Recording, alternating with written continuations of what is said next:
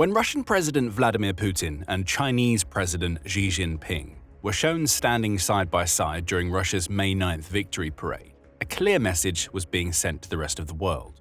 Russia and China are allies. That alliance is strong, and the Western world needs to be worried. But that message is a smokescreen. The reality is far different. Putin is paranoid about China and what it really wants from Russia.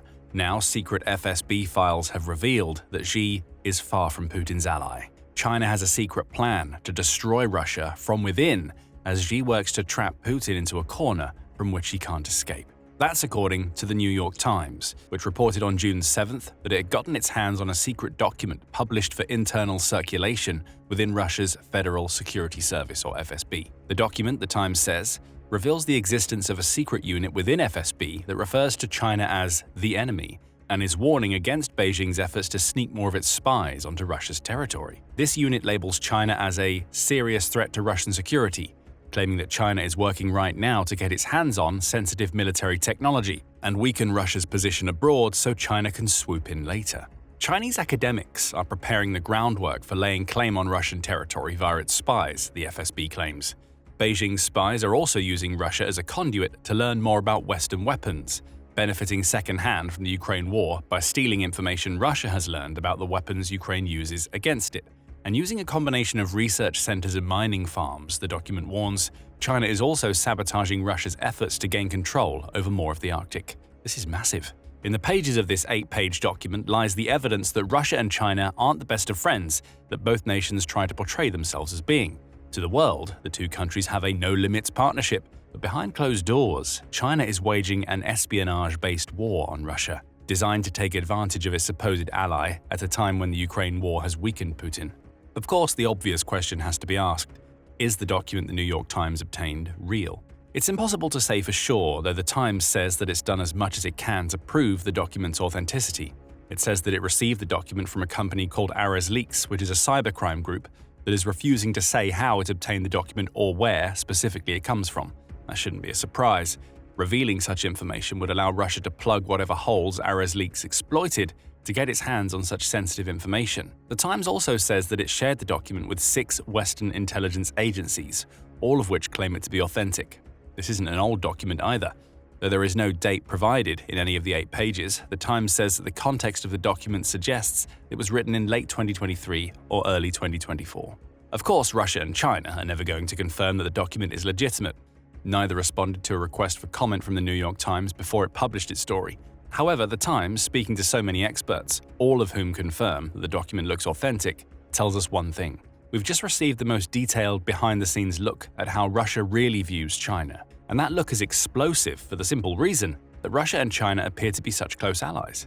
To the outside world, China has positioned itself as one of Russia's most fervent allies during Putin's illegal invasion of Ukraine. Granted, Beijing's official position on the Ukraine war is mostly neutral, with Beijing expressing on multiple occasions its desire for peace. Even back in April 2024, a Chinese foreign ministry spokesperson claimed that the Chinese foreign minister, Wang Yi, hopes to see an early ceasefire in Ukraine. This was a year before negotiations for a ceasefire were underway. But for all of its talk about wanting to see the war end, China has been doing plenty to support Putin in his fight. It's certainly buying plenty of Russian oil, despite Western sanctions designed to make it close to impossible for Russia to sell that oil. According to the Atlantic Council, China has been taking advantage of Western sanctions to buy more oil from Russia and Iran than ever before. In 2023 alone, Beijing saved more than $10 billion on these illicit purchases, injecting money into Russia that Putin could use to fuel his war machine in the process. But even here, we start to see a balance being struck in the relationship between China and Russia. Putin would prefer to get more money for his oil. China, seeing an opportunity, buys Putin's cut-price oil to take advantage of Russia's difficult financial position. Even in alliance, we see that China is turning the balance of its relationship with Russia toward its own favor.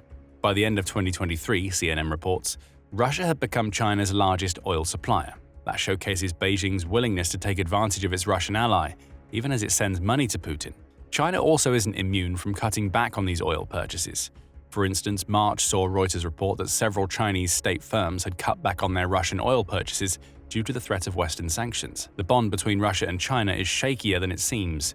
with money being enough to cause China to back away from Russia. Still, Russia has been benefiting from its relationship with China in other ways. For instance, March 31st saw the US-China Economic and Security Review Commission, or USCC, outline the often evolving position China takes on Putin's invasion of Ukraine. Despite multiple claims to want peace, the USCC says China is still more than happy to sell products to Russia that allow Putin to continue his war.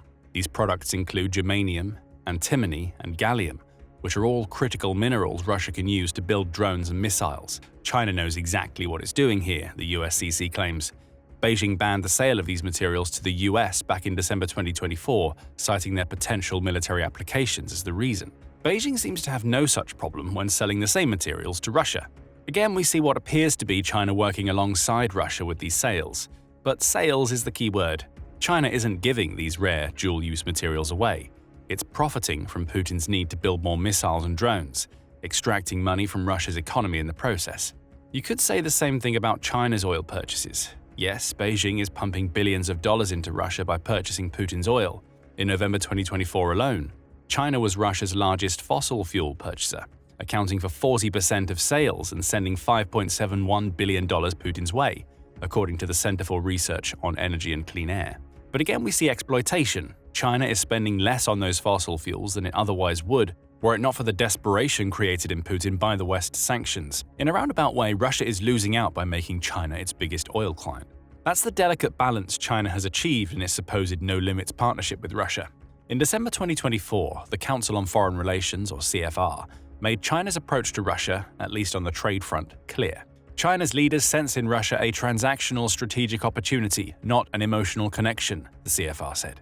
It also claimed that China doesn't trust Russia on any deep level and is only trading with it now because Putin's broader objectives, namely opposing the Western hegemony, roughly align with China's goals. That's far from a no-limits partnership, which both Russia and China claim to have. And as the New York Times points out, this explosive leaked FSB memo shows there are plenty of limits in place. You have the political leadership, and these guys are all for rapprochement with China, claims Andrei Soldatov when speaking to the Times. Soldatov is a Russian intelligence services expert who's currently living in exile in the UK. You have the intelligence and security services, and they are very suspicious. They should be. All signs point to China using Russia to strengthen itself while weakening Putin's position, and Russia knows it. The document reveals that Russia created a new counterintelligence program named Entente 4 just 3 days after Putin launched his Ukraine invasion on February 24, 2022. The New York Times says Russia used that specific code name as a tongue-in-cheek reference to Moscow's growing friendship with Beijing. But behind the joke lay a serious concern. Entente 4 exists to prevent China's spies from undermining Russian interests on the local and global stages. The timing tells us everything. When Putin invaded Ukraine, and especially after his initial special military operation failed and Russia was forced into an attritional war, he diverted almost all of his military and espionage assets to Ukraine. In 2023 alone, Ukraine says it uncovered 47 Russian spy networks operating within its territory, according to Reuters. The point here is that most of Russia's spies operating in Ukraine means Putin has very few focusing on China and whatever it might be doing 4,000 miles away from Moscow. China doesn't have that problem.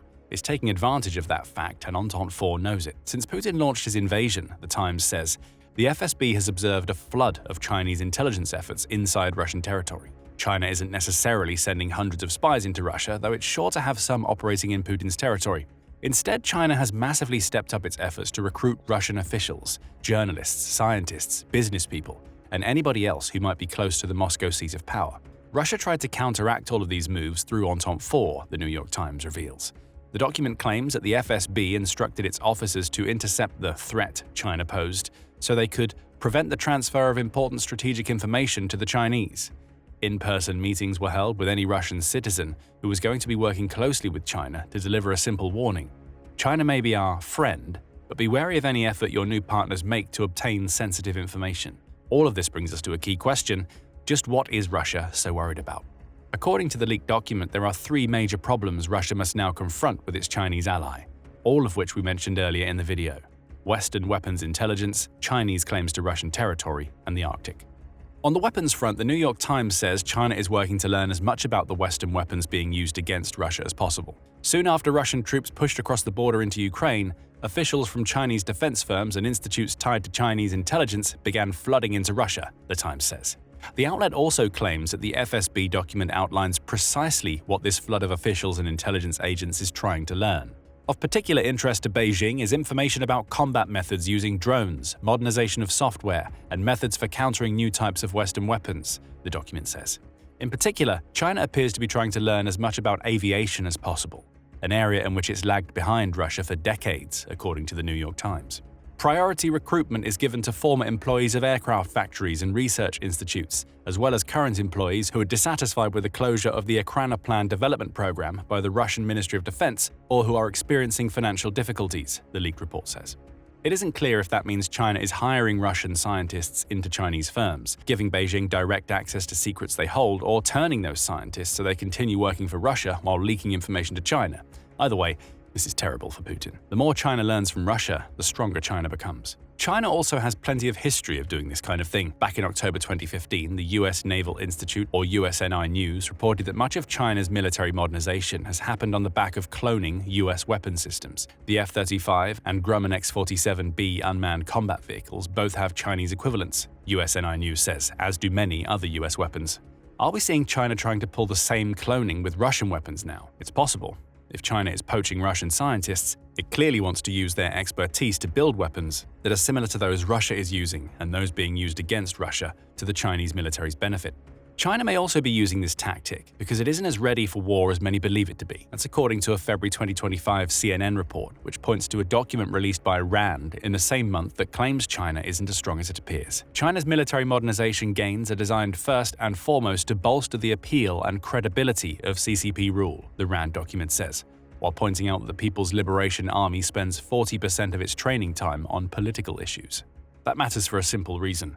China likely knows that its military isn't as strong as it appears. By turning and even directly employing Russian scientists, it's gaining more secrets that could transform a military buildup that has until now focused mostly on volume into one that transforms China into a truly global threat. A threat that could scare even Russia into submission if the No Limits partnership eventually crumbles. So making China's military stronger is the first and perhaps most obvious reason why Beijing's spies are working inside Russia. But it's the second reason that may worry Putin the most. The New York Times suggests that the leaked report hints at China using its growing spy network to legitimize Chinese claims to Russian land. Both Putin and Xi love to use history to make modern claims. The entire Ukraine war is predicated on Putin's belief that Ukraine shouldn't exist as a sovereign nation due to historical reasons that he uses to claim that Russians and Ukrainians are one people. Similarly, Xi uses history to justify China's claim to own the entire South China Sea. USNI says that Chinese scholars trace China's claims to that sea back to the Qin dynasty, which reigned in China between 221 BC and 220 AD, with its full maritime boundary supposedly being settled during the Qing dynasty that lasted between 911 and 1644 AD. So both leaders like to use history to back their dubious territorial claims. The leaked FSB document suggests that Russia is worried that China is on the verge of turning that tactic against Putin. The New York Times points out that the two nations share a 2,615-mile border, and that Chinese nationalists have long had issues with a 19th century treaty that saw Russia annex portions of China that have since become modern-day Vladivostok. According to the FSB document, some academics in China are now becoming louder in their calls to regain territory from Russia. Beijing is supposedly searching for traces of ancient Chinese peoples in Russia's Far East, the New York Times says, and it intends to use anything that it discovers to influence local opinion in these regions. Again, there are signs that this may be the case. In August 2023, China published a national map that used Chinese names in place of Russian names for several locations in Russia's Far East, says the New York Times. That was a hint to Russia and the FSB.